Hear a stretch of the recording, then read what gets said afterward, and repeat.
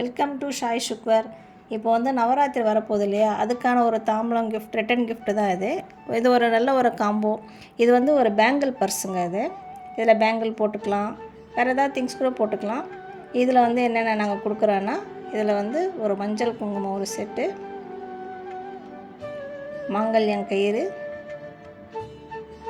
வளையல், சாக்லேட்,